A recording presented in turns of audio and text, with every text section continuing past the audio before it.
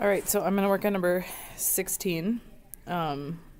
This one is really difficult for a couple of reasons, but I'm going to just isolate the denominator at this point and try to make a common denominator out of the denominator because I can't take 1 plus tangent theta and do anything with it.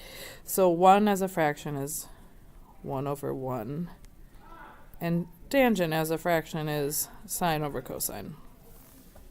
So if I'm looking for the common denominator of 1 and cosine, my common denominator would be cosine. So I'm going to multiply this side by cosine theta over cosine theta to get cosine. So now I have cosine theta plus sine theta is my numerator all over cosine theta.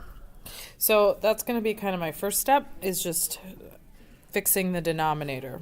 Okay, now I'm going to take a different color and I'm going to try to come up with a common denominator here for the numerator. So I know this is getting really tricky, but secant, remember, is 1 over cosine theta, and cosecant is 1 over sine theta.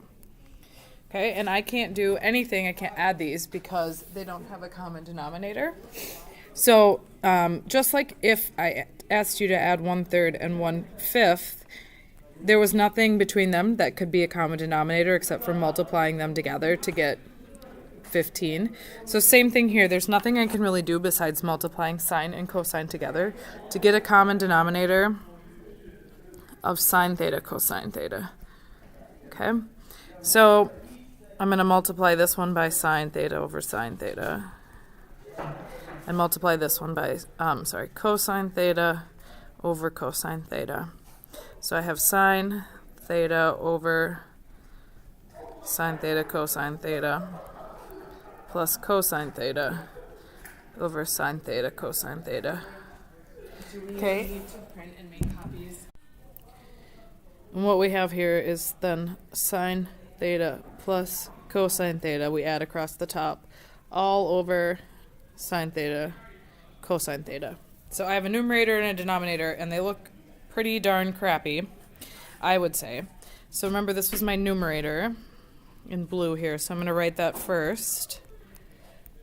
Sine theta plus cosine theta over sine theta cosine theta.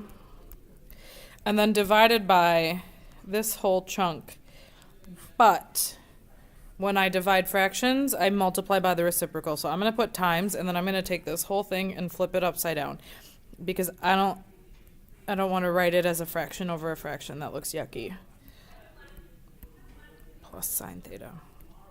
So now that we've gotten this far, though, good things are starting to happen, because sine theta plus cosine theta, like I could write this all as one. I'm going to write it in black. Sine theta plus cosine theta times cosine theta all over sine theta times cosine theta times cosine theta plus sine theta. And these are kind of together with each other like this.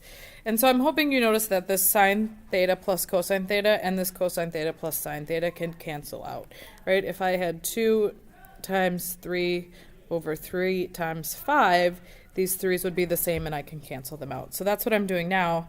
I also have a cosine on the top and a cosine on the bottom, and I can cancel that. So what I'm left with now is 1 over sine theta. And hopefully you didn't forget where we're trying to go. We're trying to get to cosecant theta, and that is the same as cosecant theta, so we are good to go.